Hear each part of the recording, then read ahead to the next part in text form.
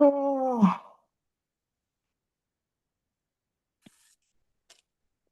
Hello, Ms. Ray. Good morning. Good morning. How are you? I am doing well, thank you. So, And yourself? pretty good, pretty good. I think looking forward to the big fight we got moving forward. We as we talk about today, the school finance bill, and we're going to be talking a little bit about the voucher bill, and we've got some other concerns and or strategies that we want to put in place. So we're going to share a little bit of that today. Well, I'm anxious to hear what's going on. I have concerns, as many other people do, but we'll see what God has in store. Yes,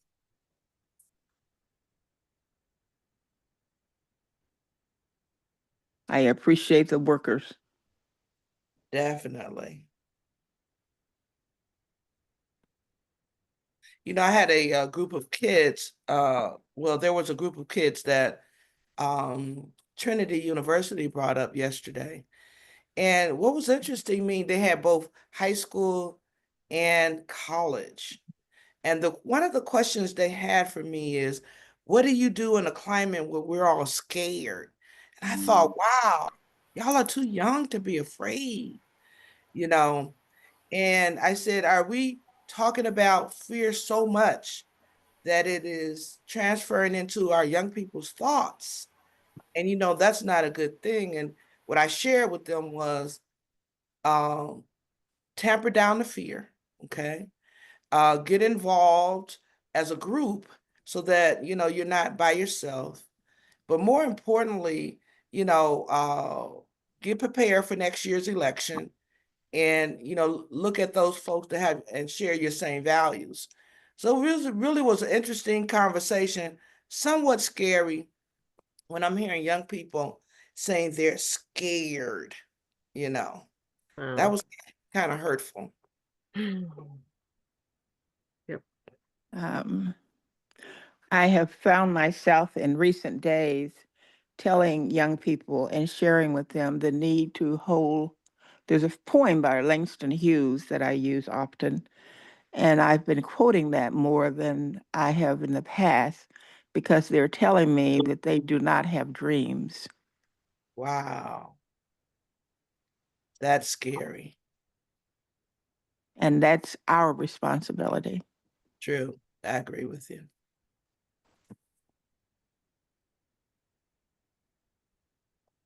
I see the beautiful Brazil family. Good morning. How y'all doing? Good morning. Good morning to all of our family here. All right. Awesome.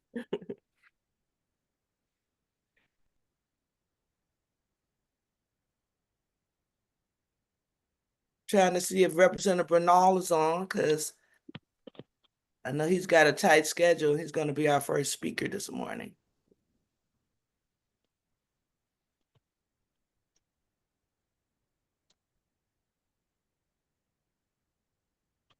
I see my sister's on. Good morning, sis.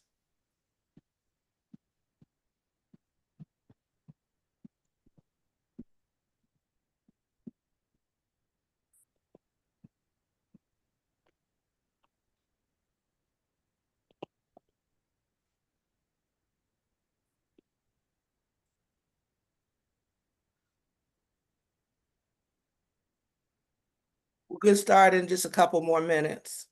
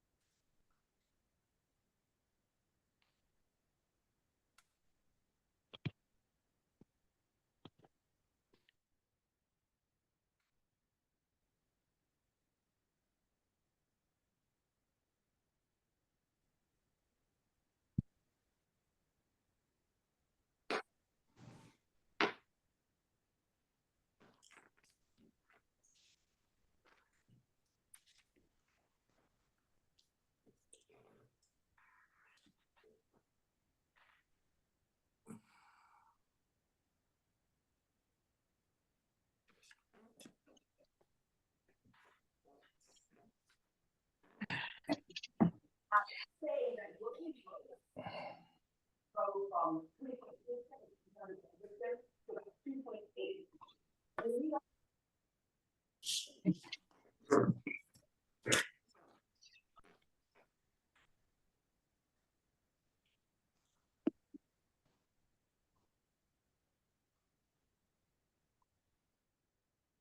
got a text from Rep. Bernal. He's getting ready to get on.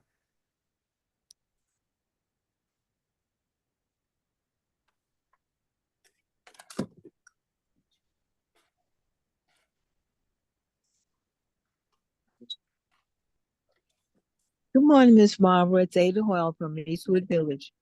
Good morning. How are you? Great, blessed. Thank you very much. All right.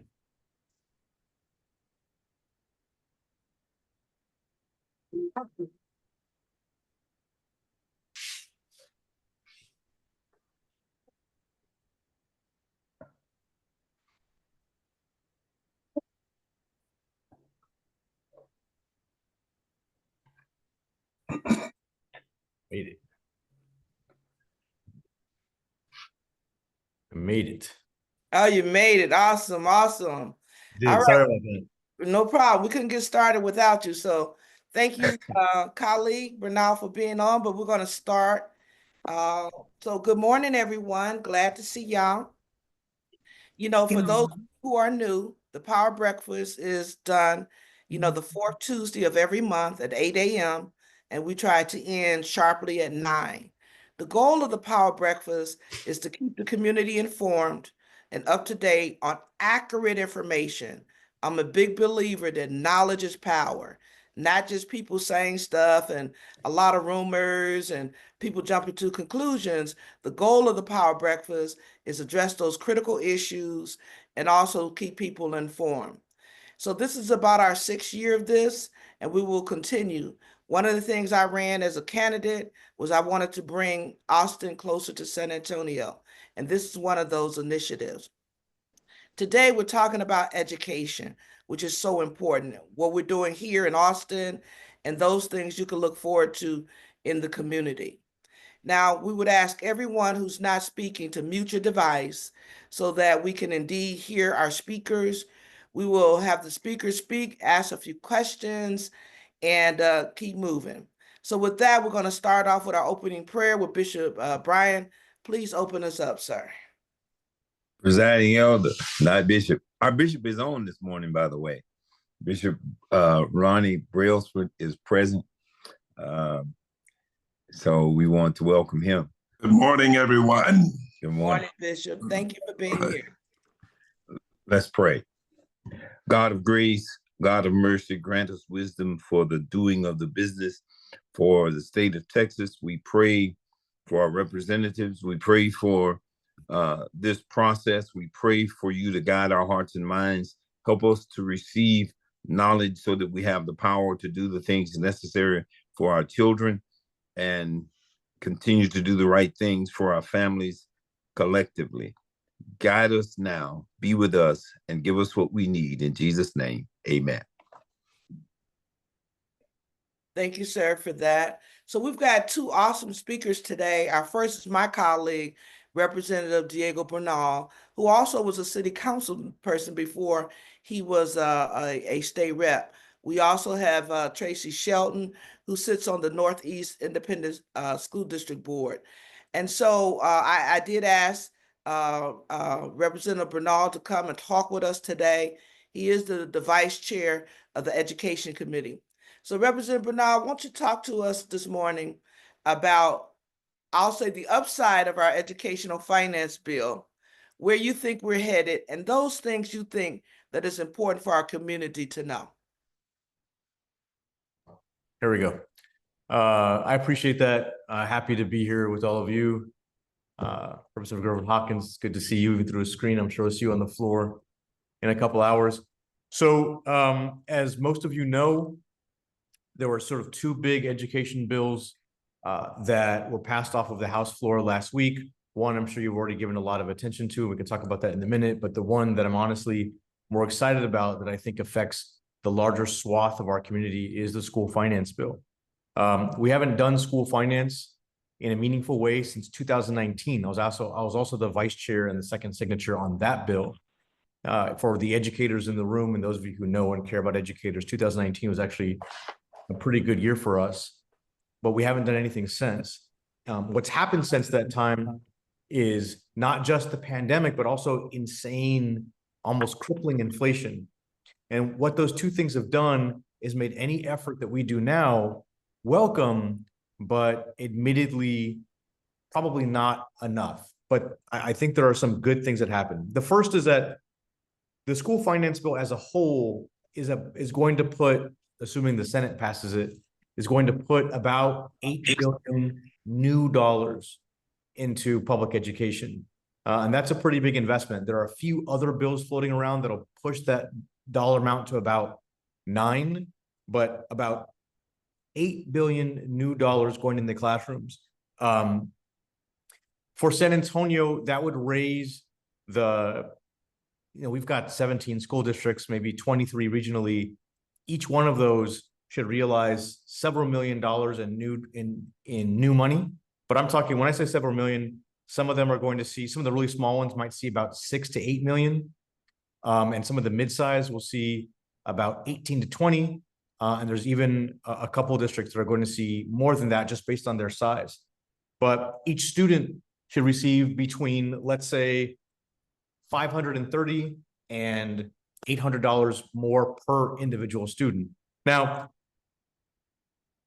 I will admit that as a whole, even though it sounds like a lot of money, and it is, it's probably not enough to get districts to the point where they would have been if it was 2019, and it's probably not enough to deal with inflation. However, there are pieces of the bill, there are elements of the bill that I'm actually really excited about because of what they mean moving forward. And I think the expectation that we should all have of the legislature, Representative Gervin-Hawkins and myself in particular, what you should expect of us in the event both of us come back next session, is that we work on school finance every single session. The biggest mistake the legislature made was leaving it alone for 6 years. That was a mistake. But let me go over the pieces that I'm most excited about, and then I'm happy to take any questions that you got. The first is that there is money for teacher pay raises across all districts. But what's interesting about this money is that instead of saying every teacher gets a flat bump of X amount, we're focusing on making sure that there's daylight, there's more space between a first-year teacher and a fifth-year teacher, a fifth-year teacher and a 10th-year teacher, 10th and 15, et cetera. Because what we've learned is that the starting salary is not that big a deal. No one goes into education for the money, but what does happen is that teachers plateau. And so the distance in terms of pay between a 20-year teacher and a 10-year teacher is really not that much. So what we want to do is incentivize teachers to stay in the classroom. A lot of them either leave the profession because they're going to have families, or they turn to administration because they need to make more money.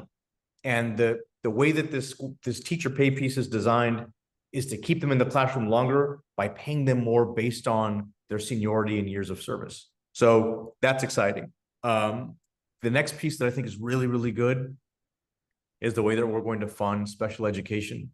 We've been underfunding special education by the billions for decades, and Texas itself has been the subject of several federal lawsuits on this front.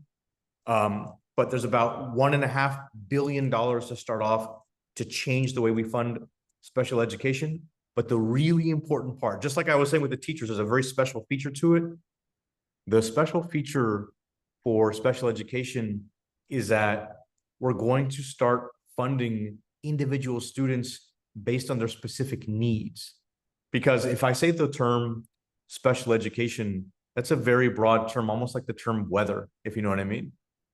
But each kid has a different level of need, and those needs, some might cost this amount, some might cost this amount. There might be a student with dyslexia and the drawdown for them is this amount. There might be another student with dyslexia where the drawdown is this amount.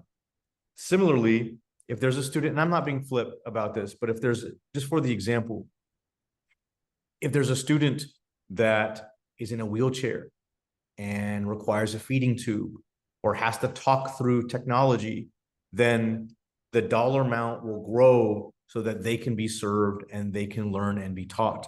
So that's something we've never done before. And I really think it's going to just prove to be a tremendous game changer for everyone involved. The next piece I'm excited about is the bilingual education awaits. This is the money that we provide for students who are learning English. We haven't touched that dollar amount, that piece, in over 40 years. And here we're finally adding to that element to the tune of about $350 per kid. And then something that we did at the very end that I'm really proud of, that we've been talking about for quite a while, is use the increase in funding to pay for full day pre-K. Right now we fund pre-K at a half day and make the districts pick up the tab for the rest. And now we're going to allow them to be funded at a full day. And so they can use the money they were spending on that to do other things, to serve other kids. But these pieces, these bones, I think are really meaningful. What I was saying on the floor, and I've said to my colleagues, is that the voucher bill and the fact that $8 billion is not necessarily enough has sort of overshadowed the fact that if each one of these elements were an individual bill, if Representative Gervin-Hawkins had carried any one of those elements as a single bill, they would be tremendous victories.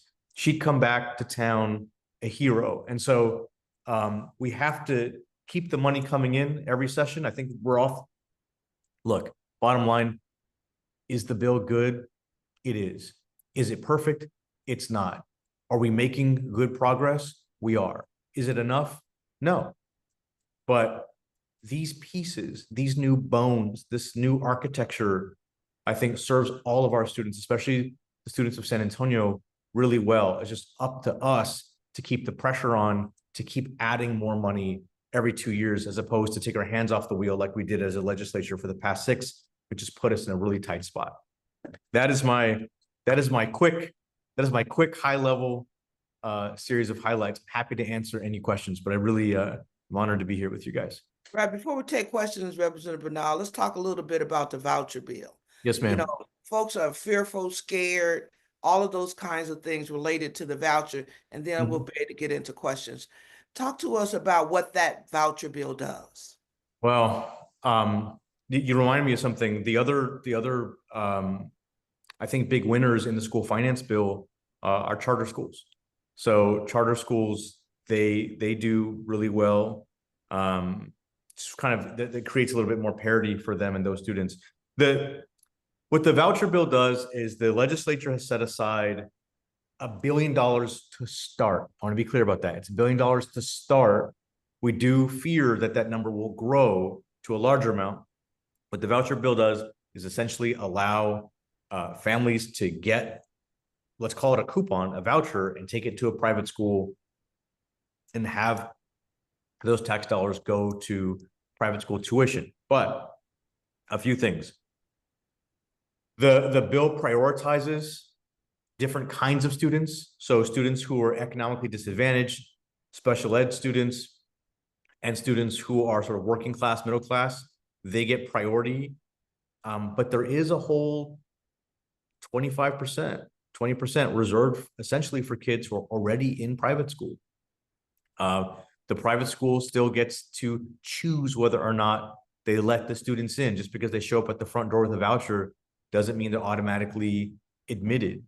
The private schools can decide that the student's not a good fit, that they don't speak the right language, that they're of a different religion. There's all kinds of issues with the bill.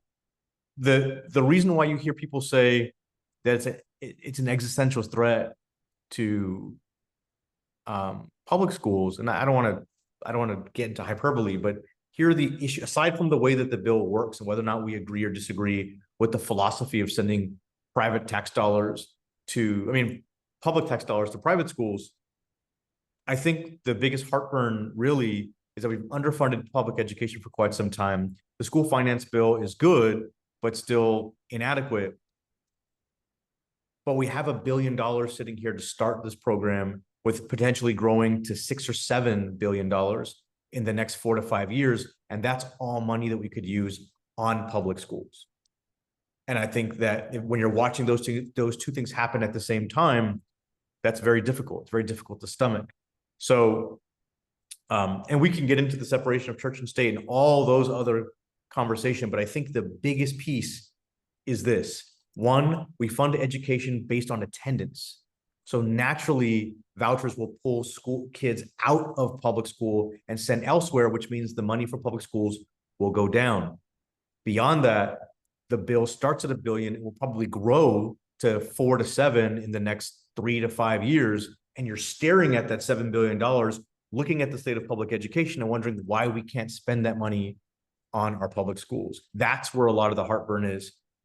We've not seen these programs do well in other states. In fact, in other states, the vast majority of kids who use the voucher are kids and families who are already in private school. And that, again, that's just hard to stomach given the state of affairs in public education in our state. But not to be too partisan, but what I say is our job being in the minority and obviously a variety of ways in this building is to make as much lemonade as possible, right? I can stand on the sidelines and cross my arms and just be mad that things aren't going my way, or I can jump in there and try to make as much good policy for our people as possible, try to squeeze every amount of opportunity and prosperity out of a tough situation. I know that's the approach that I take. That's the approach that Representative Gervin-Hawkins takes. People may disagree with that approach, but I am not ashamed to articulate it, because if you aren't an activist, then, you know, that's not me this session. I'm trying to get as much out of these situations as I can for our kids. Now, you blend it with a little activism, sure. But every element, except for the large dollar amount, every element of the school finance bill that I just listed are things that the original bill did not have, that we had to fight for, that in the long run serve our kids well. So that's the perspective, that's the approach.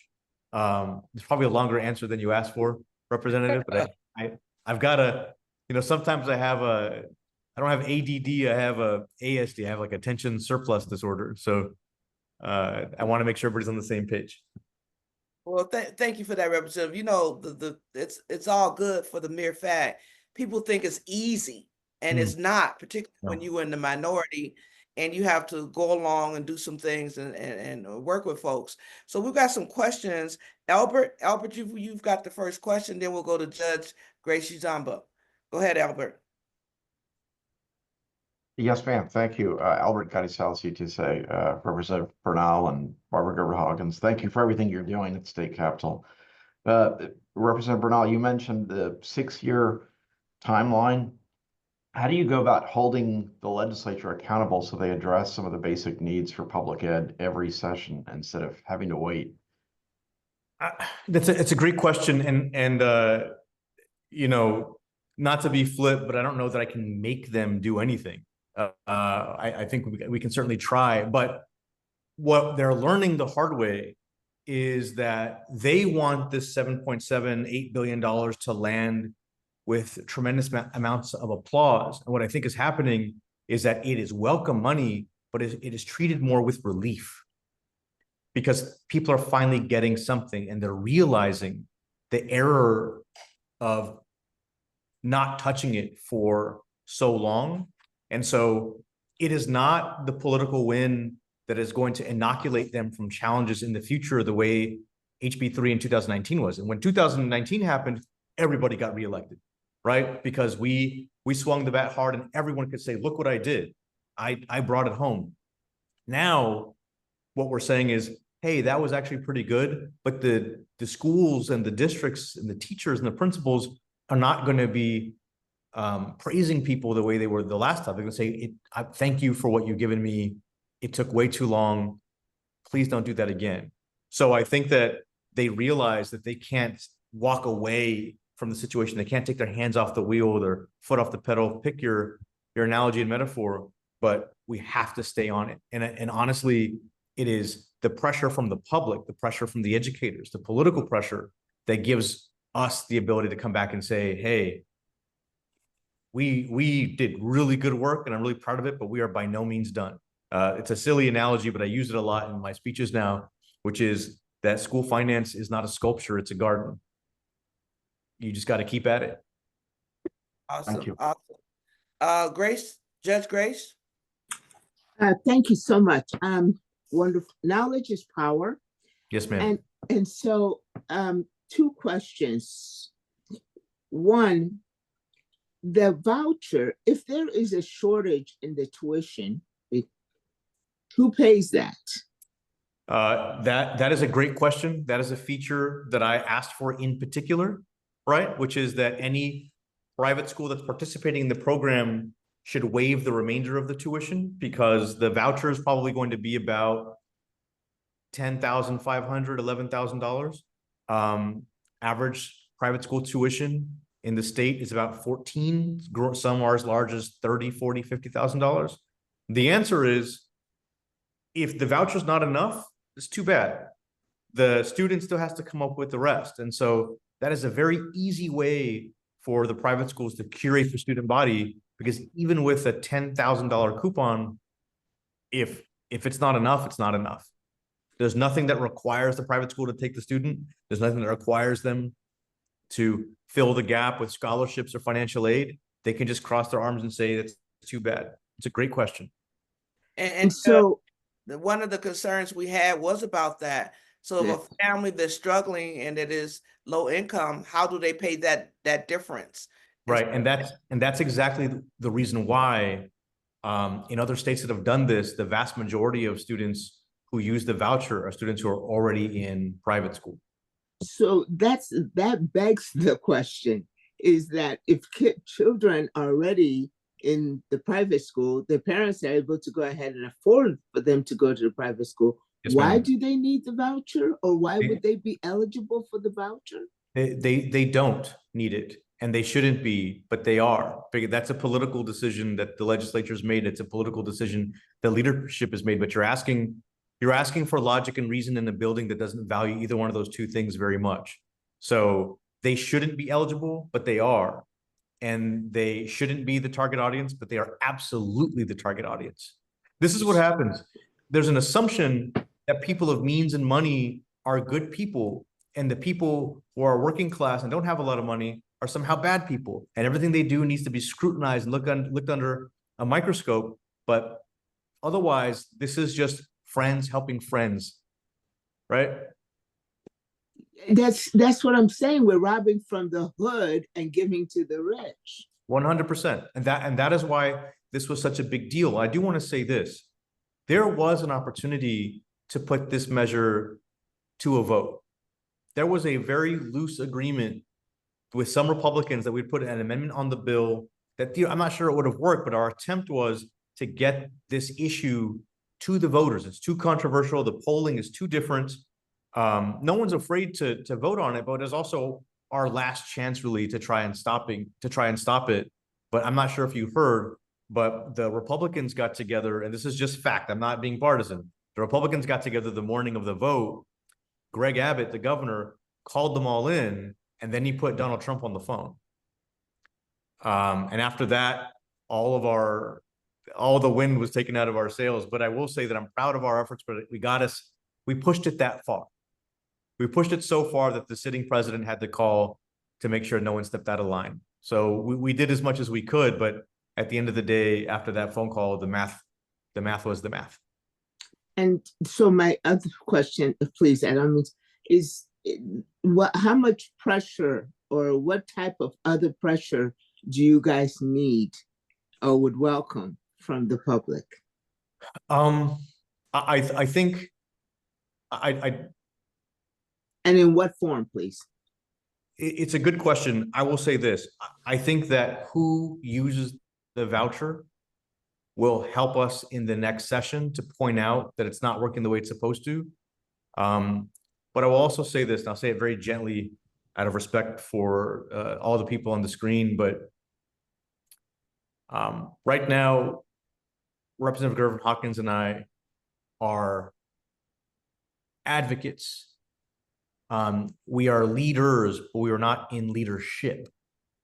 And I think in order for us to change course, we need to graduate, and people like us need to graduate from advocates and leaders to leadership. That at this point is the only way that we are going to reverse course on this policy. Is that about right? You're right. You're spot on. And the simple version is this: we need to get empowered. So I'll let you say it. It's your breakfast. it's going to take the political win. Yeah. You know, one of the things that is important to know is that you got to bring people in leadership that share your same values. So right now, there's a national movement to destroy public education. That's just the way it is. And we're feeling that here in Texas. So to answer your question, Judge, it's really going to take changing the leadership. And we're not there yet, but we can work on it. Also, I want to just put a plug in. Next year, we need to change the House in DC. That will give us a little bit more power too. But no doubt, focusing here in Austin. I'm just gonna represent. I know you've got time constraints here. There's two more questions, and hopefully make them precise and direct. I also want to recognize another school board member, Alicia Sebastian with SAISD.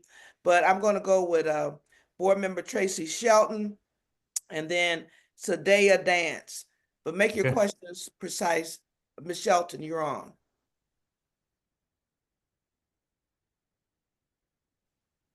Oh, Ms. Shelton, I think you're Are you muted. there? I am on mute. There you I'll go. just read them the way I wrote them. And I think it's a yes or no. But if a person has a voucher and the private school denies them, can they take that voucher to a public school, an ISD, or a charter school? The voucher is only for private school tuition. If you go to a public school, a charter, or a traditional public, you would sort of get the funding that you would get. So you lose the voucher. Well, the truth is, you're only eligible for the voucher once you've been accepted into a private school. You don't go to private school with the voucher. You get accepted and then turn back and say, I've been accepted, send it my way. So you're not walking around with a coupon. Got it. Trying to spend it. Okay. And then my second question is, what happens if and I'm going to do this in air quotes, disadvantage, because you talked about how the bill is prioritizing groups of people.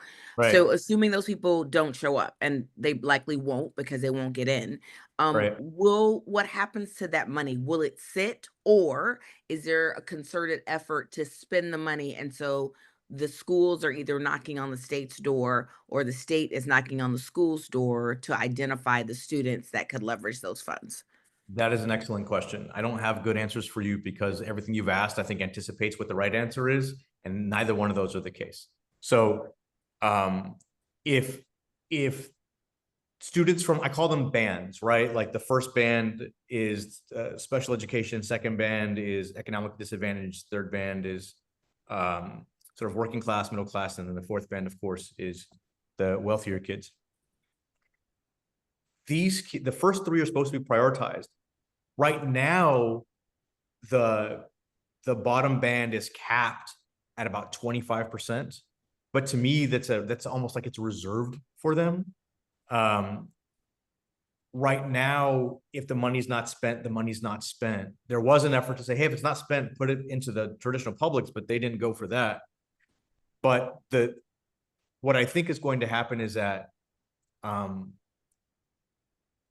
the bottom band might be capped, but these become more fluid once not enough students eat it up. So if you prioritize special education students, then you don't have enough special educations to fill up, then you sort of go to the next group. But theoretically, you could have nothing but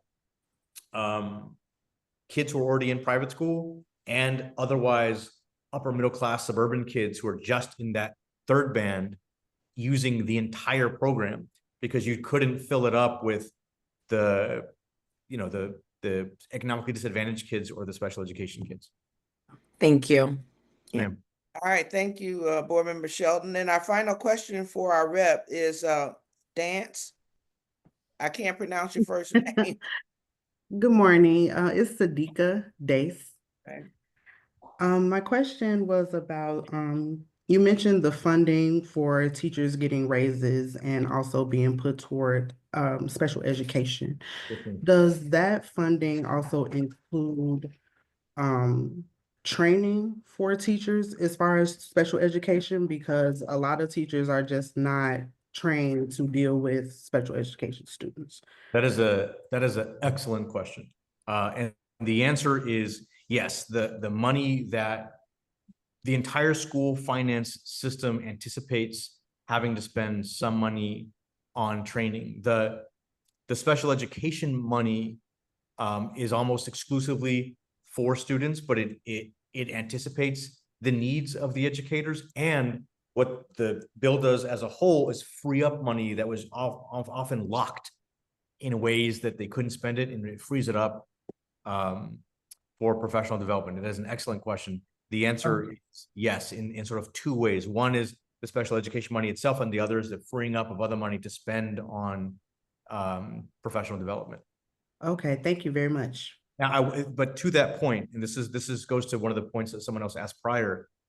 This is one of those things where we're going to have to be vigilant in the next 2 years to make sure that that is happening, right? Because in the bills, there's a lot of mays and not as many shalls.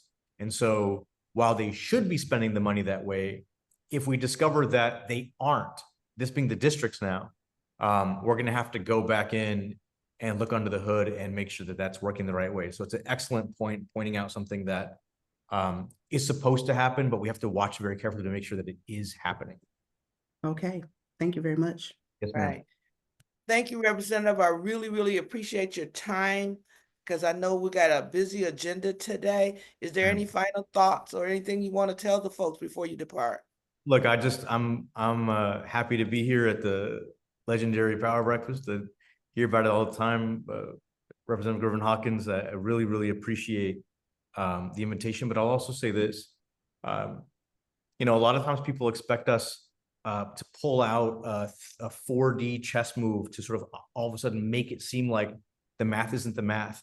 And that's just not the case. We do all we can to make the most of the opportunity that we're given, the honor that you've bestowed on us, but we are not in the driver's seat. We are in the passenger seat, clawing for the wheel, you know, fighting over the gear shift. And so all of the good things that happen are the product of those kinds of efforts. Sometimes our job is to make good things happen. Sometimes our job is to make terrible things not as bad. But I promise you that in Bexar County, unlike other counties, we all pretty much get along and we work as close together as we possibly can for those two purposes. And you've got a good one right here. Thank you, Representative. I appreciate it. And you can always stay on if you want to, but we know you're busy. I'm in committee right now. Okay. All right. Thank you. Thank you so Bye-bye. much, sir. All right. Take care. All right. So there was a couple questions we need to address. One was about the loans that are going into garnishment, the $5 million that I'll tell you, we're talking about higher ed now. We're talking about folks that are or have been in college. And what's happening, that's happening in DC. In Texas, it's not anything we can do about it. But at the DC level, it's about contacting your senators, your congressional people to stop it. Hopefully, there will be a legal case to put a pause on it, but we don't know that for a fact.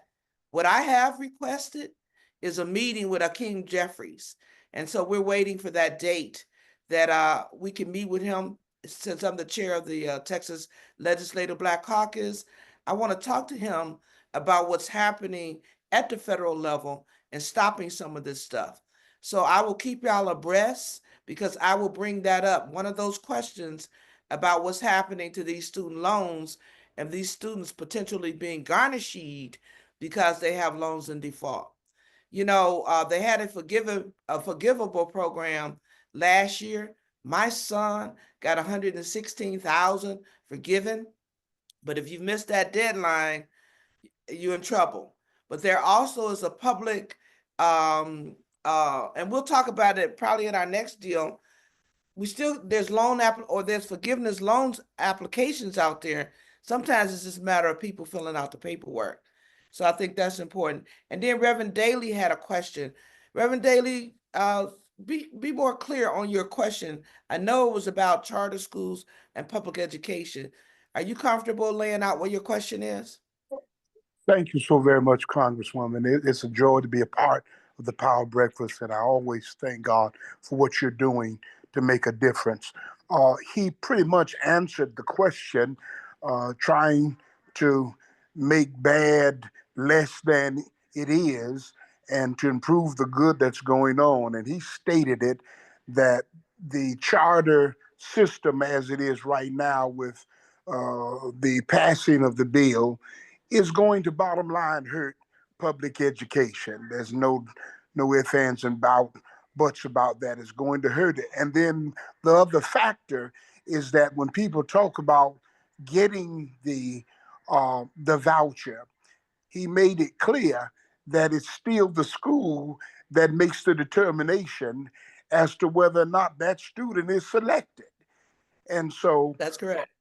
It hurts us at that point because most of the kids that we would want to take advantage of it will not be selected because they're not already in the system and they're already seen as disadvantaged. And they don't want those kids in there, even though their academics may suggest they are deserving. And so it's a bad situation that we appreciate you trying to make better, but we got to get you all from the passenger seat to the driving seat. And that's on us. That's on us. And thank you for just keeping it real. Right. Thank you for that, sir. Bonnie, you had a question about private interests identifying gap funding. That may be so, but it's like Reverend Daly just said, it's a formula here. So if the tuition is higher and you can't pay that difference, your kid won't be selected. So there's a methodology laid out for us, and maybe some private folks will come in and pick up the difference, and maybe some of the private schools will even do some gap funding. I don't know, but that's an area that I think we could explore and bring some folks. I do have someone from the private school who's a certifying entity that will come in and speak to us. But I'd like to go to our next agenda item, which is our board member from Northeast ISD, Tracie Shelton.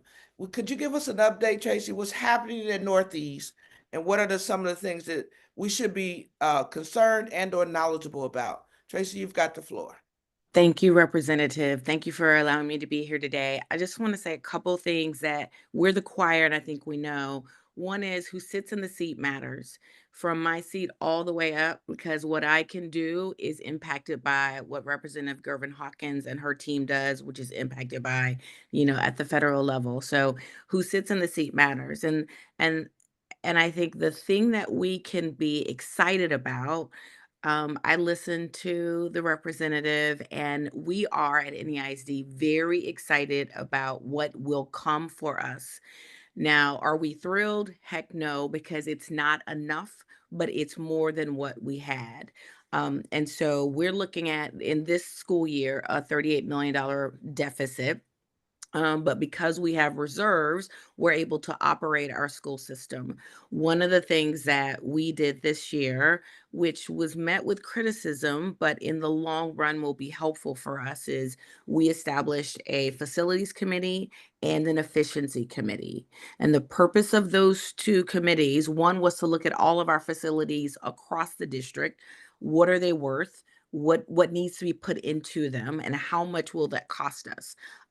Before that, our efficiency committee went through the books. They went through our programs and made recommendations to the board of trustees about what we needed to do to become more efficient as a district, because we did not anticipate that the state would give us much, because we haven't seen that, right, since 2019.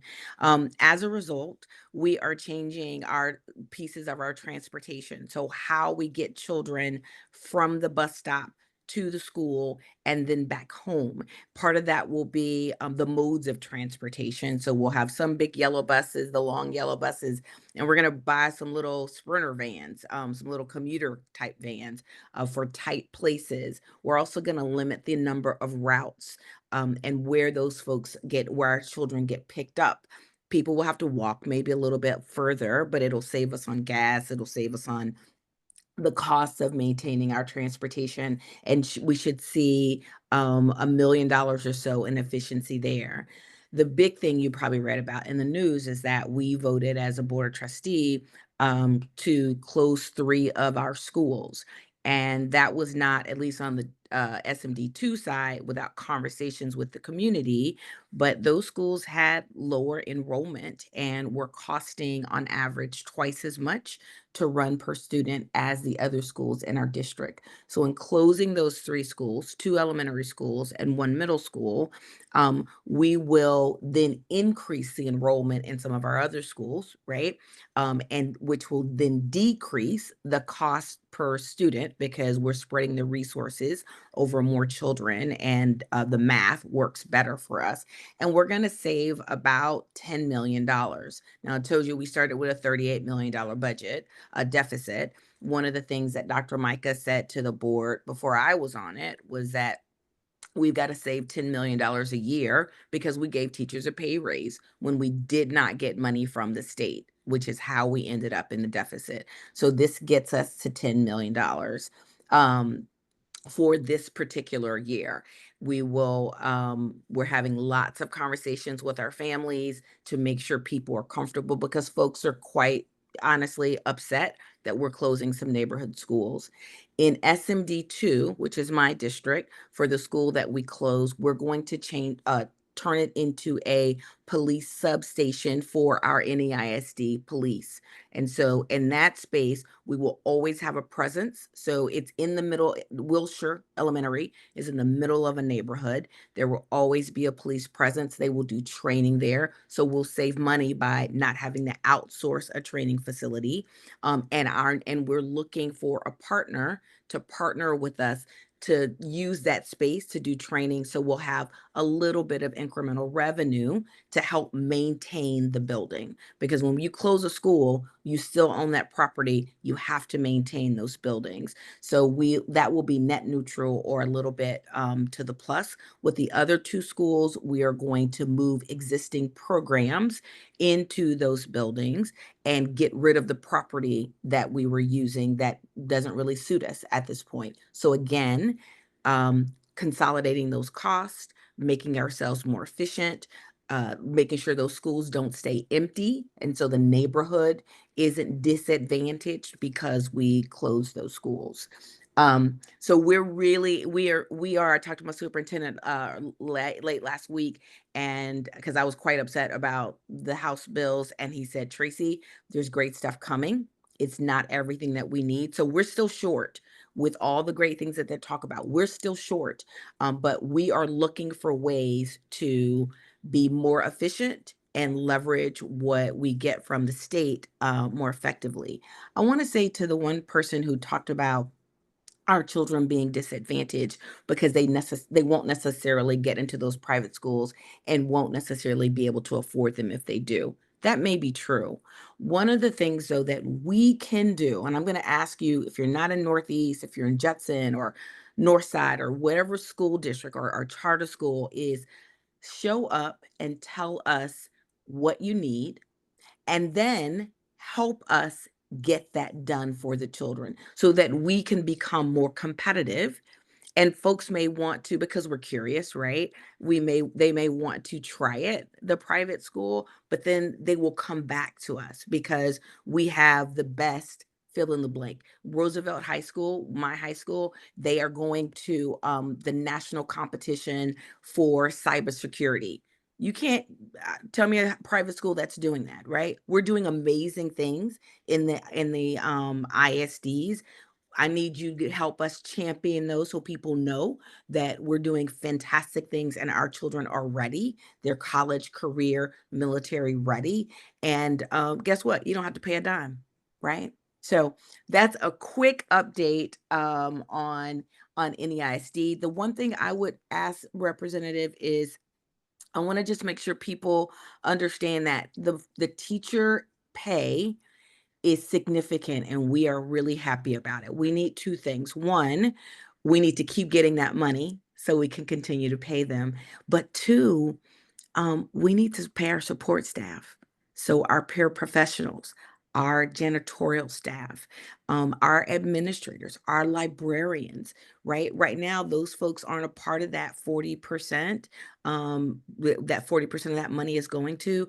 So once we take the rest of the money and pay the other people, we're really at net zero. We're not getting a significant amount of money. So as you guys see that the state is giving $8 billion or whatever it is, think about how that's broken down. And once we right the ship for all of our staff, because 80% of our costs are in people, then we don't have a lot of money for facilities and we don't have a lot of money for extracurricula, which is why we will continue to come to you and ask you to help us be great. No, That's my and I update. agree. And that's sad that of the increase that we're giving, 40% has to go to teacher pay. There is the provision for 25% to go to other staff. That is required within it also. And like you said, once it's given to the bus drivers, to the cafeteria people, it's not a whole lot left. So as Representative Bernal stated, it's something, but it's not nearly enough. But we are committed to every session to come back and look at what inflation is, look at how we can continue to support our schools. The big concern, no doubt, about the vouchers, even though the voucher money is not supposed to come out of school finance, the voucher money is supposed to come out of another pot, right? But we all know it's a different pocket, but it's the same pair of pants, right? And so it would be nice if that money was given to public education. But I want to reiterate, it's only going to happen when we change the leadership. The leadership is hell-bent on putting money into private schools, tearing up public education. And that's where they're at. So I love when you said it's according to who's in that seat. And our folks need to realize, let's not take our eye off the ball. Okay. Even with the numerous disruption going on. Yes. And so thank you for that. You know, we got a little bit more time, and we've got also board member Alicia Sebastian on, and I'd like for her to talk about the school closures and SAISD. Alicia, can you give us an update on what's happening there? I can, thank you, and good morning, everyone. I'm happy to be here. So very similarly to Trustee Shelton, we had to go through a right sizing process that I'm sure many of you, if not all of you, are aware of. We decided to close 15 schools because of the same issues with low enrollment. Unfortunately, we don't have families that are moving back to the East Side, District 2 specifically where I serve, and they're choosing to go other places. Also, very same situation with the maintenance of the buildings, ensuring that we're not continuously putting ourselves in a hole and not able to use that resource money to directly impact student outcomes. So we're in our first year of actually the right sizing efforts. We've already closed the schools. We've already started to merge some of the schools, welcome students into the other schools. And for the most part, it's been going very well. As you know, we also had a really huge community engagement piece that really got the public input on what they wanted to see in those buildings, you know, how this impacted neighborhoods, but we still have that survey information. Another thing that we deployed was a committee, a repurposing committee, and many of you here, I see some familiar faces, have been at some of those meetings to share some input. So know that even though, you know, unfortunately, the board did vote to close some schools, we are also using community input to make sure that we're doing the best, what's in the best interest for the community and putting things there that's going to bring value to the community, not just have those blighted buildings. Thank you for that. And one thing I wanted to also share, Trustee Sebastian, you know, that was brought to our attention, people are saying, why can't those schools be sold, right? And so the reason the district, is my understanding, is holding on to some of those schools is because of potential future growth. So it's just not as easy to take a school and then sell it. Absolutely. So if that population growth increase, now you don't have a way to build a new school. Absolutely. And we see all of the potential growth that's going to happen specifically in D2, right? One of the things that we used to inform the decisions to close was the demographer who came in and showed that, you know, people aren't having as many kids as they did before, but that doesn't exclude the possibility of families maybe wanting to come back once the growth is there. We also heard from the community that they don't want to sell these buildings. Like, you know, some people have asked the question what the benefit is, but at the same time, there's so much connection, nostalgia, and memories, and all those things. Like, we know what schools bring to a community, the identity that it's really attached to. So if we can find things that'll be supportive to the community, I think that that's always the first priority, right? We want to go that route before selling, or definitely not demolishing any buildings unless that building is completely incapable of housing anything, and that's the direction in which the advisors have told us we need to go. Great, thank you for that. You know, we also have Ms. Dale Brazil on the line too, who's a board member of East Central. Dale, is there anything you could share with us that's going on in East Central? Are y'all closing any schools, or y'all got all this growth going on out there? No, I almost don't want to say anything because we have the opposite issue that some of the others, I know Harlandale as well, others that are looking at that. No, we are popping at the seams. This is our third bond issue that we're trying to get passed. We desperately need that passed because we're building a middle school and an elementary school as we speak. They're working on that. But in addition to that, we need 2 more middle schools and an additional high school. The growth and all of the groundwork that has been looked at in our area indicates that we are going to have just by leaps and bounds new families, new homes, and all of that. So that's our that's our dilemma, is trying to get this bond issue, and that's the thing. It's just historically, I've been in this district for a long time. Historically, our bond issues passed. We did a lot of the things that's already been said by the other trustees. We've had committees and all of those things and that community works well when coming with the school to try to get the school to move forward. But something happens at the ballot box, Representative Hawkins, when they see bond, they see more money or whatever. East Central has the lowest tax rate of all the independent school districts in San Antonio, the lowest. And yet you still see people have a lot of questions. And we've been putting on our web and sending out information to answer all of those questions so people will feel comfortable knowing that the schools are needed and are being looked at to build for the right reason, and that's to try to educate and have the kids not overcrowded. We never want to look at a building again in our lives. They're insane and it's not safe. And so that's our issue. Again, we all have different issues. We're all independent school districts. There is a Bexar County trustee coalition. Tracie, I think you're relatively new. I can help you with that, introduce you to Bobby Blunt on that. And we went to Northeast and saw that wonderful cyber thing that blew me away. So I know all the different schools have different struggles, but collectively we want to educate kids. We want to pay the teachers. We want the community to be proud of the product that goes out to them. So thank you for the time. Well, thank you, Trustee Brazil. You know, one of the things I think is so important, notice now, and what you were able to bring forward, we've got in some areas schools closing, okay? And then we've got out there where you at, they're booming and they're building.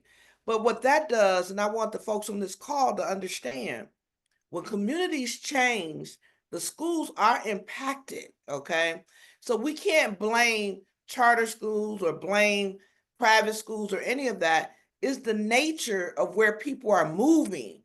People are moving more to our outlying areas because of what's happening in what I call inner city the price of homes going up, the price of rental units going up. There's so many factors that impact school closures. But what's happening when you go to your outer areas, you get more home for your money, okay? More land space, all of that. And so I love the fact that we're able to show the comparison of what's happening. And so our core communities are struggling because we have an aging community and we have less children in those areas. And so thank you for that, Trustee Brazil. I wanted to, Tracie, you had a question, Trustee Shelton, you have a question? I just want to encourage everybody to go to the budget study for your ISD. We Northeast will start with our in May, and it'll be every week for about 6 weeks. That's where, if you're concerned about where the money is and how each of us as a district, or why we're asking for bond money, or why we're going to end up where we are, why in Northeast we will probably have a $20 million deficit versus 38. But to get to that, we have a budget study. It is open to the public. Show up and have other people show up, because we really are being good stewards of the money. And if you see something that does not look like we're being good stewards, as a community member, you can raise your hand and speak and say, last week you guys talked about this, and that doesn't sound right to me. Explain it. Right now, they won't explain it right there because we can't, but they will then respond. So we own some of this too. Hold us, me, Representative Sebastian, Representative Brazil, Trustee Brazil, and Trustee Sebastian, hold us accountable, right? But you got to show up to do that. Wow. Hold y'all accountable. Hold us accountable. I love it. I love it. I love it. Y'all hear that, people, right? Hold us accountable. So, I'm excited about today because we really talked about education. Think about it. 3 different districts who are experiencing different things, okay? Also, to hear from the state level what's happening in the educational space. For me, that's awesome because we're able to hear what's going on up front and personal. And I love that. And I think it was so important. So I will take any final questions before I have to dash off to a meeting. But are there any other questions that for any of our trustees and or myself? All right, I don't see any hands up. So that means there's no questions, right? Good. So that being said, I want to thank each and every one of you for being here this morning. Hopefully you got some good takeaways. I do want to have a conversation at some point about traditional public and public charter schools so that we can be well educated on how they interact with each other and how that works together. So again, everyone, it's 9 o'clock on the spot. All right, we're efficient, Tracie, we're efficient.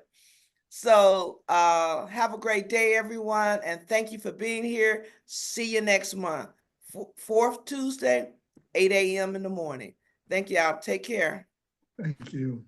I'm sorry, Representative Gervin-Hawkins. This is Gwen Bolden, and I'm with the African American Leadership Institute, and I wasn't sure if the announcement for our appreciation dinner for Dr. Morris Stribling was going to be announced at this event, or that announcement. Tell us what's going on. Tell us what's happening and where.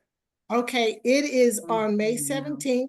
It will be at 6 p.m. at the Marriott Airport Hotel. It's a dinner for Dr. Stribling, and he is one of the leaders that started the African American Leadership Institute about 20 plus years ago. And so we want to reactivate supporting the African American community, and we want to just show him appreciation for all the leadership and support that he's provided San Antonio over the years. And so we want the San Antonio community to come out and support. I did send the flyer with the QR code for people to buy tickets to the dinner on May 17th. And we just want y'all to come out and support us. We're excited about it, and we want to be a support to the community. All right, we'll push it out. How much are the tickets? The tickets are $60, and it's for either chicken dinner, or we're offering a second option, which is salmon. And it's going to be a very nice event, semi-formal. And we're going to just talk about community and how we can be a support and create a hub for San Antonio. So we have a lot of different organizations, and so maybe we can bring those together and support what y'all are doing as well. Sounds good. So we'll push it out since we have the flyer, my staff have the flyer. We'll push it out and make all the folks that engage in the Power Breakfast know what's going on. All right, awesome. Thank you so much. All right, thank you. All right, I forgot announcements. I got so excited about education. Us too, Representative, but we will push it out this week. All right, thank you. Senator, State Rep, how are you this morning? Thank you so much for keeping this event going on. Can I say an announcement for all of us? Yes. This is Toro with Congressman Cuer's office. If anybody needs anything from our federal office, feel free to call our office. We have, we can help you with any of the federal issues that may happen with you, especially with Social Security, VA, of anything that may deal with the federal government. So if you have any issues, feel free to call our office. It's at area code 210-271-2851. That is our office. So feel free to call anytime. We'll help you with any federal issues. And thank you for keeping this Power Breakfast going on. All right, thank you, Toro. Appreciate it. Anybody else have any announcements? Okay, well, we're headed out. Wait. I do have one. It's quick. Go ahead. It's quick. Just please go to the San Antonio Women's Hall of Fame website. Velma Kemp and Renee Watson from the county are being honored this year, and there are others, but my memory escapes me. But when we have women of color, and there are, Judge, dang, it's gone. Please just go to the website, because by the time this next luncheon comes around, it will be done. And so when we have women of color being honored, I think we should, women in general, let me just say that, but particularly women of color, we should support. So please go to the website. You can buy tickets. You can get sponsorships there. Judge Rosie, sorry, I can't believe I didn't remember. Website. San Antonio Women's Hall of Fame. Got you. Okay. Thank you. Thank you. All right. Bye, everyone. Goodbye. Have a great day. All right, you too. Happy Fiesta. Same to you, Michelle.